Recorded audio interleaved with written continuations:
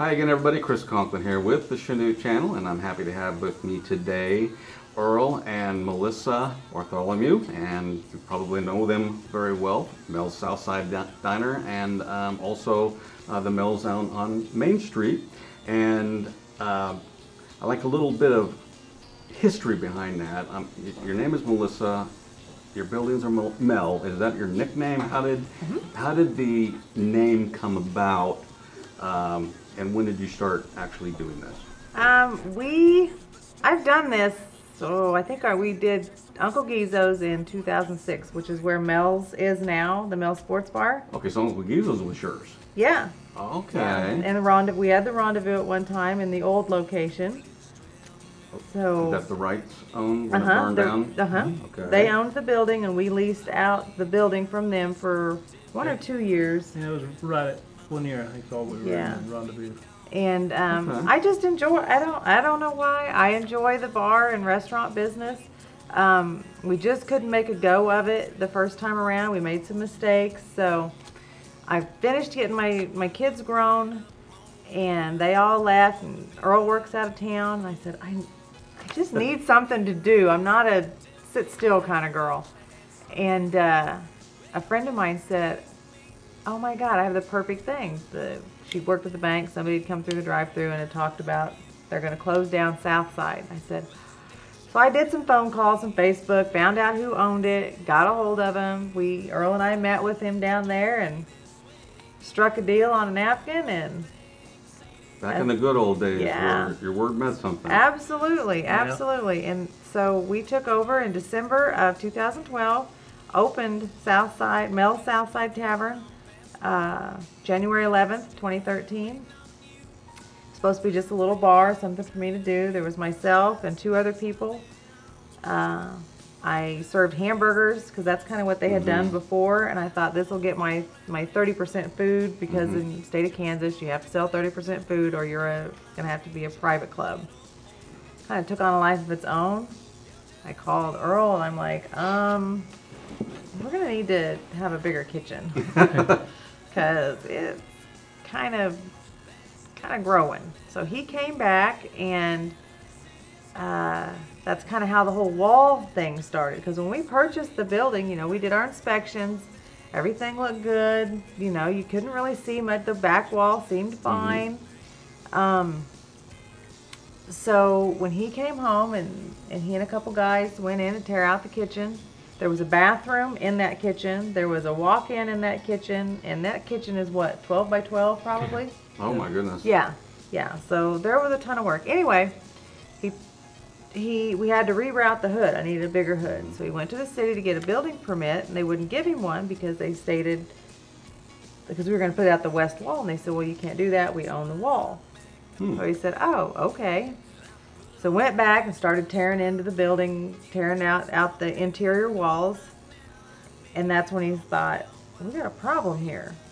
Because once we exposed those exterior walls, you could see where it had begun to deteriorate, and the wall had... So the only way for us to really have known that in an inspection would have been to tear out the walls, which, you don't do. So I said, well, the city owns this wall. They've stated that, so go down there and talk to them. Anyway, that's where that snowball started, and we've not really gotten any further with the city since that day. And it is just exhausting.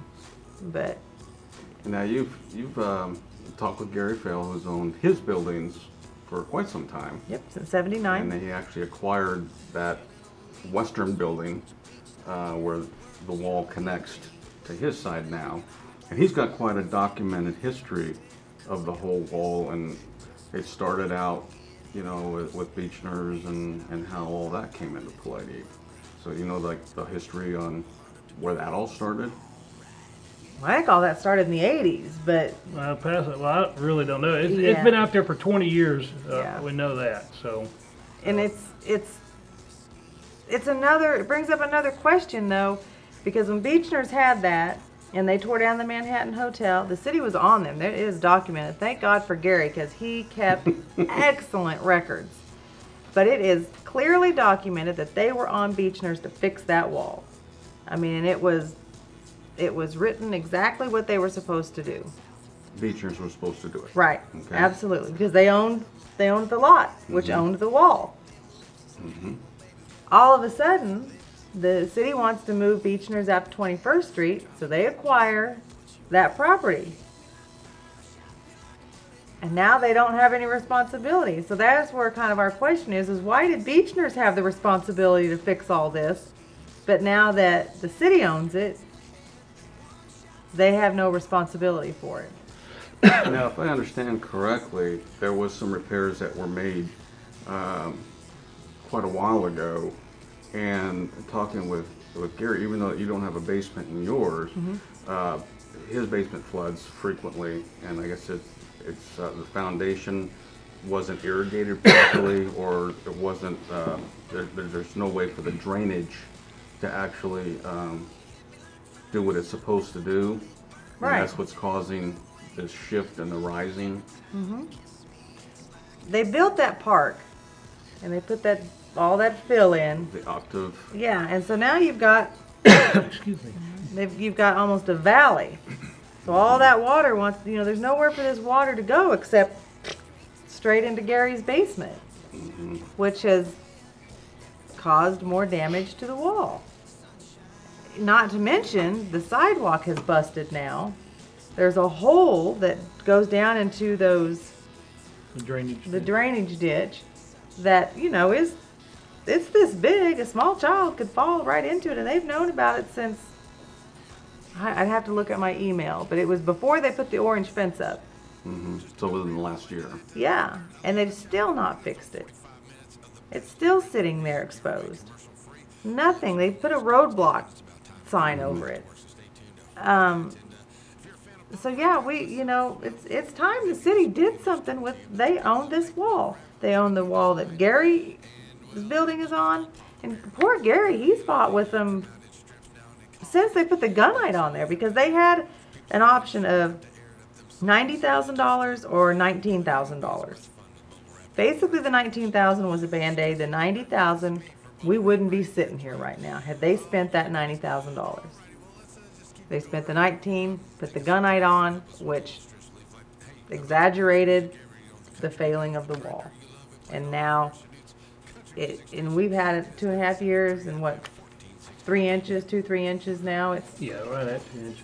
So it seems to be kind of like more of a problem on your end than on Gary's end in that regard.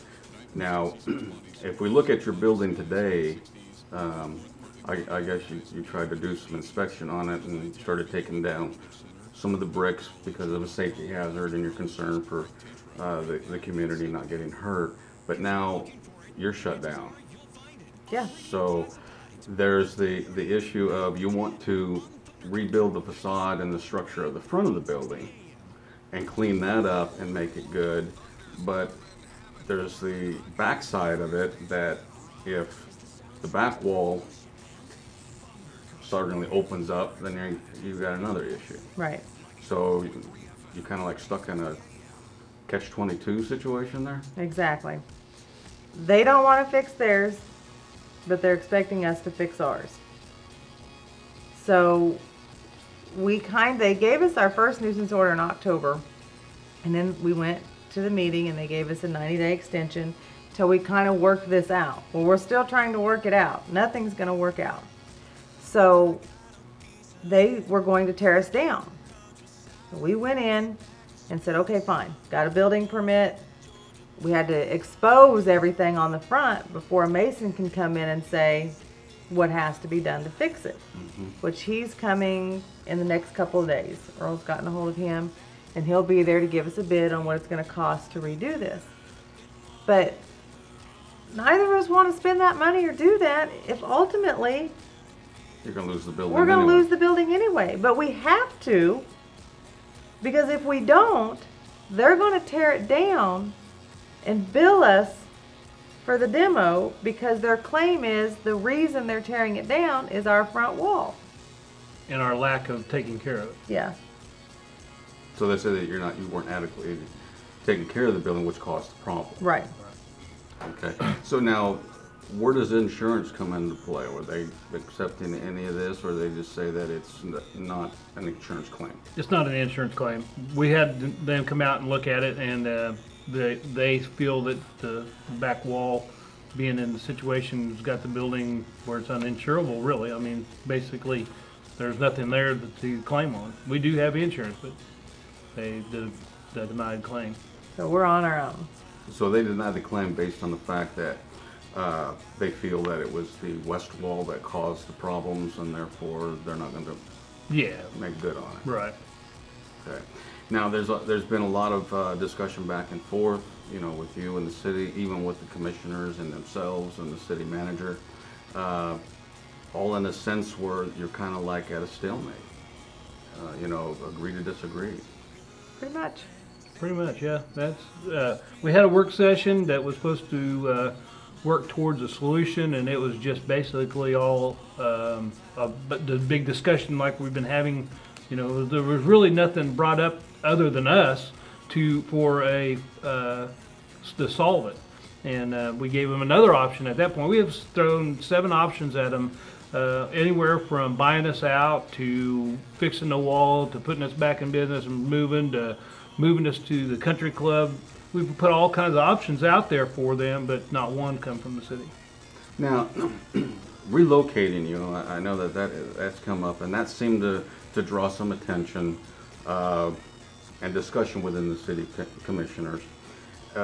Your option of moving out to the country club, would that include you bearing the cost of putting it in a condition to use it, or the city putting it in that condition? We went out and looked, and there's not a ton that they would have to do. You know, we asked them to do some flooring and a few other things. They've already got some equipment sitting in storage. Mm-hmm. We've got some equipment. You know, we'd work with them. We've got the license. We've got the, you know, what they don't have in equipment, we've got. You know, we would share in getting this put together.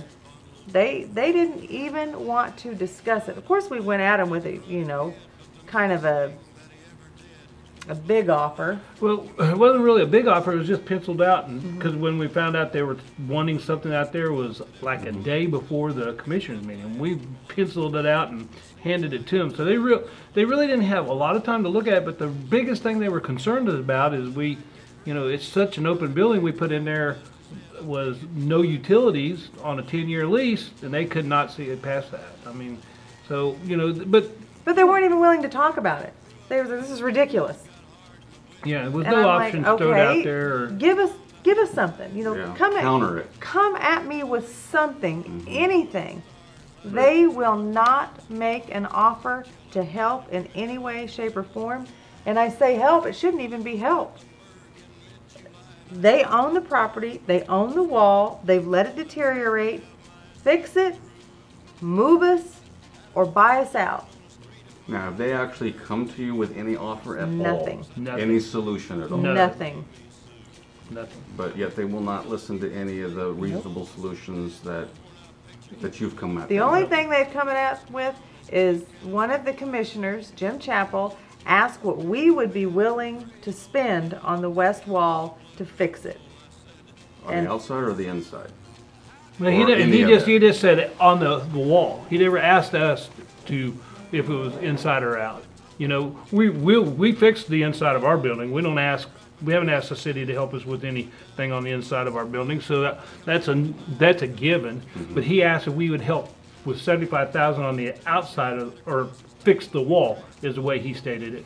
And I asked him if he would spend $50,000 on my front wall. He got all nasty. Just got nasty. He was so nasty and disrespectful that I refused to go back to another meeting. I am not going to get talked to like that. That's ridiculous. For what Earl and I have brought to the town, the other buildings we've bought and fixed up, the employees that we have, the money we spend, and to be treated like we're asking for the moon when all we're asking for is for them to do what is morally right. Whether they can get out of it on a technicality shouldn't even be an issue. What can you sleep with at night? What is right for your city, for us, for the employees? Just do what's right. You know, at some point, you know, these dollar figures that keep getting thrown around, and the repairs, the several $100,000, the rebuilds. At some point, you got to look at the value, the market value. Right. And you know, it's just like if you wreck your car, the insurance company is going to look at the value of the vehicle versus what it's going to cost to put it back in operation, and then either total it and give you a settlement or repair it. Right. So has there been any thought along those lines, like, okay, the building has a market value of this. If you want the building to do with it as you wish, this is what we'll accept for the building? We have give that option, Given them that offer. and they refuse to even talk about it. So you have gone the full spectrum. Yes. The fair market value to the repair to moving you someplace else. So at this point, I mean, you're pushed up against the wall, so to speak. What is your next step? I mean, what do you feel is going to have to happen? We really don't have, nothing's been decided. So we really can't, the lawyer can't even move forward till they make a decision. And so they keep putting off decisions, so what do we go after?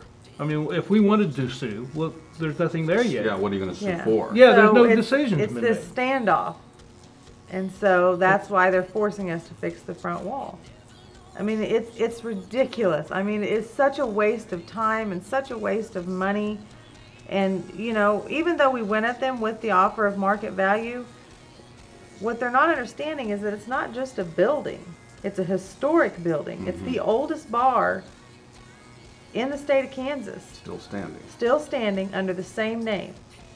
It employs people. It puts taxes into the community. And so, you know, nobody's taking that into consideration. Fine. If they want to give us fair market value, you know, at this point, we're so exhausted, we'd take it and go. You know, Now, we say fair market value, you know, we bought it for X amount of dollars, and then we went in there and we've added on a side of the building to, for a cooler box, and we've remodeled the bathrooms, and so we're losing Oh, yeah. way Right. more than fair market value. Sure. You know, that was not a 3-year investment, you know. Anybody in business or builds, you know, you spread it out for 10, 15 years to get your money back. Right. And that's what but, you know, like I said, we've come with all aspects to them. They still not said anything. Plus, we're losing $15,000 a month in cash flow Yeah. by having it closed. So now, is there any possibility, you've got the building that, I guess you owned it before, you leased it, Uncle Gizo's, and then it was part of the Rendezvous. Going back to our time, was known as a self-service grocery store. Yeah. Right. Which was totally different. Nobody would ever imagine, like, oh, if I'm gonna look into the crystal ball in the 2000s, this is gonna be a bar. I know. The dance club or whatever, all the different possibilities. You've opened that up, you've put a lot of work and effort into it. I've been in there several times, it looks really nice. What about the possibility of just expanding inside of that building? I feel like Chanute needs more than one place to go to eat. So I could easily put the barbecue down there. I could easily expand down there. But that's not what Chanute needs. I don't want to eat at the same place every day. So why would I expect somebody else? We need 2 or 3 places to go for different types of food, different atmosphere, just something different.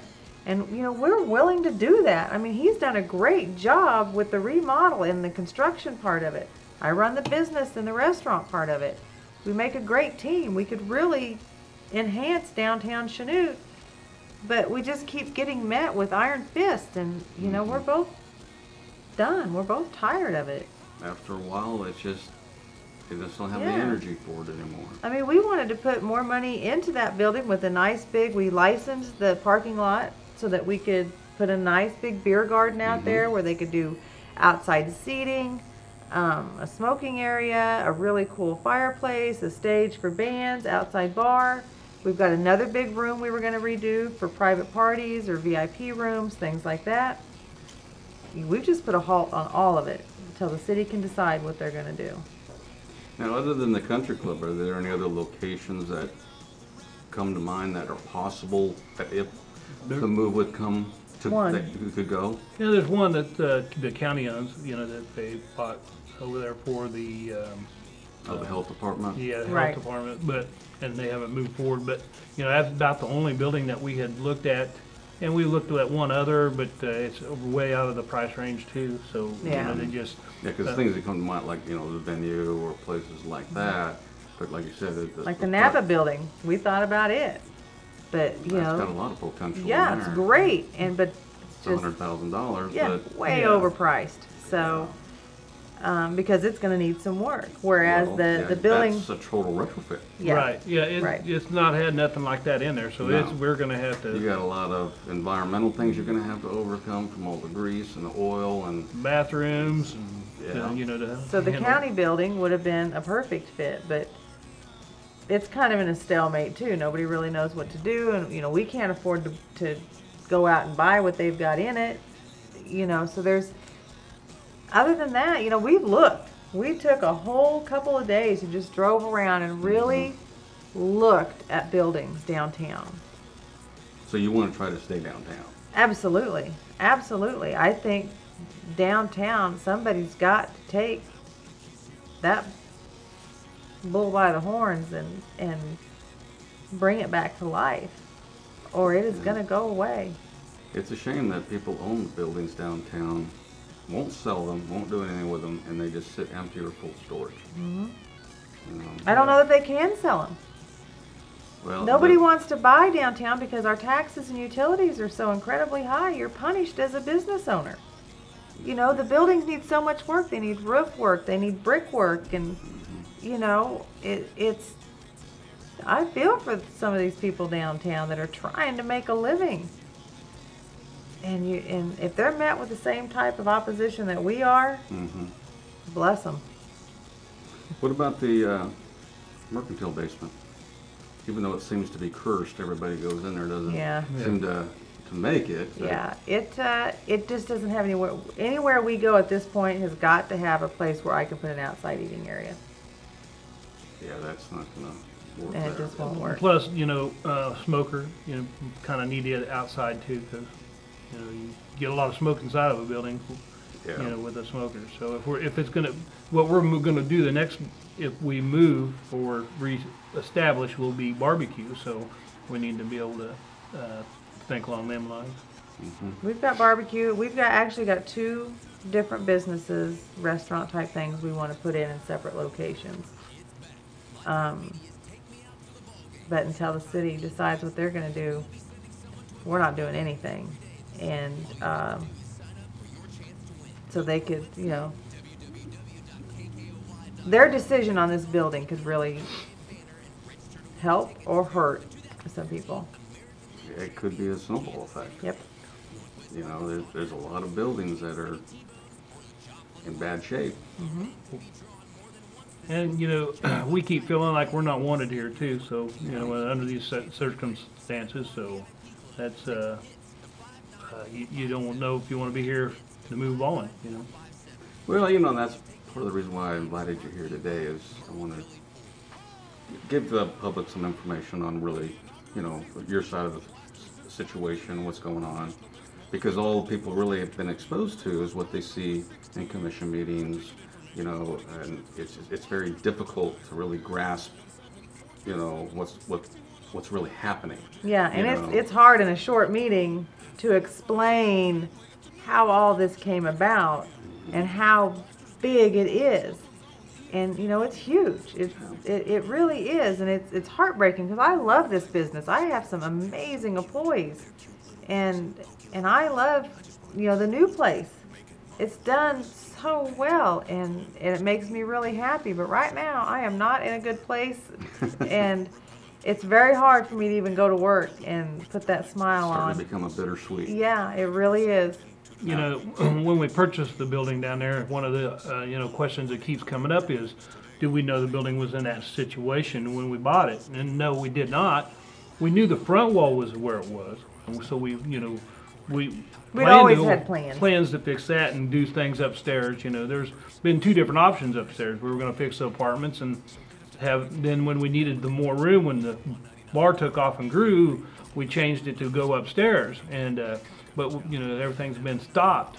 for those points. But the point I was headed with on that is, that when we bought that building, the city, we knew the city owned that wall, or not that wall, but knew the property on the backside was theirs, and we felt like we had somebody there that, would take care of their Some properties. neighbors we could trust. Yeah, neighbors we could trust there, and Boy, were we wrong. and so it seems like the city keeps moving that direction. The country club, they now wanting to cut the budget way back on it. They purchased it.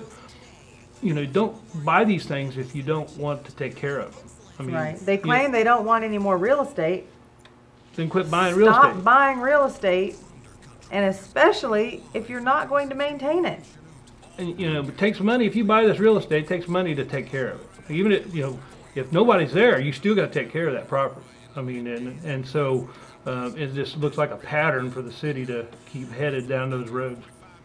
So now, would it be a possibility that maybe your section of that stucco could be removed and just taken out of the equation? Do you know what's behind it? That can be, I mean, maybe there's a support wall that can... Looking from my side of the wall, it's all brick. And so looking from my side of the wall, we have a hard time keeping plaster or anything on that wall because of the moisture that's in it. It just falls off. It's an interior wall. It was never meant to be an exterior wall. It's a firewall that was in between our building and the Manhattan Hotel. So it was never built with the intention of being exposed to elements. And so now it's been exposed to elements for 15, 20 years without being maintained or taken care of or properly fixed. And they sprayed that stucco on it, which held the moisture in the wall all these years. And added weight. And added weight. So it's pulled on that wall. And if your question is to remove that stucco, I'd be scared to put somebody over on that side after tearing them down my side of the wall. Once you start removing that stucco, that could be what's holding those brick together. And once it comes apart, down she comes, and somebody on that side taking it off, it'd be dangerous. So I don't know the options. There's just I think the problem has gone so long that there's not much more we can do. I mean, they can't even get anybody to bid it. They've had only one person that they've talked to will even give them a bid to fix it. The rest of them are like, we don't want to touch it. We don't want anything to do with it. Getting into. Right. And that's what happens with our front wall. We didn't really know until we started tearing it off. And we went to the city. The city hasn't made a single decision on any of this. The engineers are the ones that told them to put the orange fence up on the backside because their wall was in danger of falling. For their own liability protection. We went to them after we closed and said, look, we've noticed some shifting more so on our front wall than we're comfortable with. We went ahead and closed, but we want you to block this street off till we can get in there and make it safe. They didn't proactively come in there and do that. We went to them and said, close that street. We're gonna tear this wall down and make it to where we're not gonna worry about these bricks falling. So we did what we told them we were going to do. They said, then we went to the meeting and they said, if we were you, we wouldn't do anything else. Just get it safe to where no brick is going to fall off, tarp it up until we can work out a solution with the front and back wall. But in the meantime, like you said, you're closed and you're Losing revenue. revenue. Every day you're losing revenue. Now, were you able to relocate your employees to the other location and at least keep some on payroll? No, we had to lay them all off. So we had to lay 7 people off. So there's 7 people out there that you're either not going to get back because they go get other jobs or something along those lines. Well, for sure. So what do you feel is your next step on the situation? I mean, it looks like, inevitably, if something doesn't happen, the building will become condemned, and then it will be unusable, and then somebody's going to be forced to tear it down. And that's what the city's probably going to bring up at the meeting on the 27th, is that they're probably going to condemn it and tear it down, and then, at this point, they've not made any decisions, so we can't even move forward with an attorney until they make a decision. So everything's on They have it slated for discussion on the 13th, but they're more than likely going to table it. They don't have to. There'll be enough commissioners there to make a decision, but because a couple of them are going to be gone, They're only going to have the bare minimum. Yeah, they'll likely table it till the 27th. Now, you were issued a nuisance complaint In October. from the city? Okay. And you're doing what you can to try to act on that, but after a certain amount of time, then they make a decision to be a violation of that. Is that correct? Right, And then that's when it really gets interesting. right. And that's where we're at now. That's They're- where they're we're at wanting- now. But they've given us a 6-month building permit, but they're not gonna give us 6 months to do it in. They've given us till the 15th. Doesn't sound like there's an easy solution, unfortunately. No. No. And it's not going to be.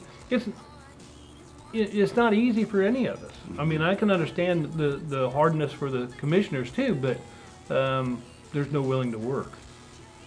That's what's frustrating is they're not willing to work with us to come to a solution that we're both going to lose. No matter what happens, we're probably both going to lose.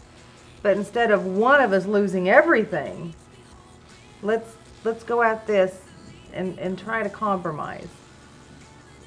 Well, they seem to keep saying, give us a number. We need a number to work with. But it sounds like you've given them that We've number. given them lots of numbers and lots of different ideas. Nothing. They won't come back with anything. Yeah, we have given 7 options today, and still nothing from the city. They keep saying they have no legal obligation. Well, and I was getting ready to say, I saw the KOAM news report the other day where they did interview the city manager, who basically that's what his response was, is that they don't have any legal obligation. But they didn't say what they were going to do. Right. So, Because they don't want to say in public what they're going to do. But what they're going to do is they're going to tear us down and bill us for the demo because of our east wall. They're going to blame it on our east wall. Even though their wall has been roped off for 6 months as a danger, they're going to tear us down after a few weeks of our wall. And we've asked several times why theirs can be roped off for that amount of time, and they want to say it's because of the tripping hazard up by the front that we pointed out to them that they had, So they want to say that that's what it was, but the tape is out far enough so if the wall would fall, it would be come inside the tape. It wouldn't fall outside the tape. Right. And It's so- written somewhere that the tape or the red fencing is as long as the wall is high, so that if the wall were to fall, it's it would contained fall. within that safety Exactly. area. And it's written either in one of the engineer reports or whatever. So his theory of the tripping hazard is just a safe face. They keep coming back with excuses. They don't want to move forward. I mean, they just keep finding excuses. And if that's, I hope they can sleep with it at night. That's all I can tell. Now, I know during your work session that occurred recently, there were questions that were tried to be asked, and they responded that it was not an inquisition, it was just a discussion. And one of the interesting questions that came out was the placards that are on the outside wall that the city owns, basically describing the history of Octave Chanute and the biplane that's there. Did you ever get an answer to that? I brought it up again at the next commission meeting, and they asked me, were they on my side of the wall or were they on Gary's side of the wall? And they wouldn't answer me because of that. They said it's on Gary's side of the wall. And so now they've it's not on per se what would be behind my building, so they wouldn't answer it. And they're not actually claiming they don't own the wall. All they're claiming is they don't have a legal obligation to do anything to it. Other than they could just tear it down and then it's okay, our wall is gone. Right. Right. But that's not going to do anybody any good. No. But because then they tear their wall down, it exposes 2 businesses. So then we would come back in, and we don't want to do that. I don't want to have to go into litigation. I don't want to have to cost. Nobody wins at that particular point. And that's not what we want. We just want to compromise. We just want them to work with us instead of acting like we've got the plague or that we're trying to take over the universe. It's like, no. Just do what's right. That's all we're asking. Now, they keep asking you, Earl, if you're willing to put any money into that west wall. And of course, you don't feel that you're obligated, or you should, or you want to. But has there ever been any discussion as to exactly what they mean by that question? No. Are we talking about the inside of the west wall? Are they saying share costs on fixing the outside? Right. I mean, have you gone back to them and say, we will take care of the cost once we get inside of that outside wall, and yes, we will take care of it that way? No, in my mind, that's playing games. It's, we've taken care of the inside of the wall prior to this, so why wouldn't we do that now? And, he asked Gary Fell the same question if he would, and Gary said, well, I don't feel like I need to spend my money towards the outer part of the wall. I'll take care of my inside, and he answered it that way. But, it's just common sense knows that I will take care of my inside of the wall. Right. I mean, we'll take care of what we own. And if that, but I'm not going to get in a word game with him, and he wants to degrade me for that. That's his choice. I mean, but I'm not going to get into that. We'll take care of ours, take care of yours, and that's what I've said to him. And I even asked him at that point, if you want me to spend $75,000 on this wall, will you give me $50,000 on my front wall? And he got all bent out of shape. And that Well, see, now it gets back into that whole, is your car totaled because it exceeds fair market value? I mean, it doesn't make any sense to anybody financially to put more money into a repair than the building is going to be worth. Right. And yeah, if it was totally taken down and rebuilt exactly the same way it is, it's an astronomical cost. Right. But yet, you could take and rebuild to a different standard on a vacant lot someplace and make a very strong structure for significantly less. Right. So, unfortunately, the historical group failed a couple years ago that was designed to protect such situations like this and maintain the integrity and keep these older buildings like that. You're not necessarily on the historical registry, so you don't have any protection in that regard either. But it just seems like to me that some of the solutions just are not reasonable, from either side. Right. It's just like, okay, what is the most acceptable common thing that makes the most sense to do in a situation like that? I mean, ultimately, you guys are losing the most. Okay, taxpayers are going to have to pay regardless. It doesn't matter. Either they're going to tear down the building, it costs money. They're going to buy you out, it costs money. They're going to fix the wall, it costs money. One way or another, there's going to be some cash flow. So there has been executive sessions within the commission on this issue. Has there anybody talked to you? The county attorney talked to you? Anybody tried to approach you or talk to you? No. Not one. But yet you've tried to have discussions with them, and your attorneys tried to have discussions with them, and they Multiple times. will not entertain a discussion Nope. unless it's on camera during the city commission meeting. They still won't give us any, I mean, they won't do anything. I mean, they just keep asking us questions. Nope, they've not come up with any kind of offer or solution or anything. Nothing. Zero.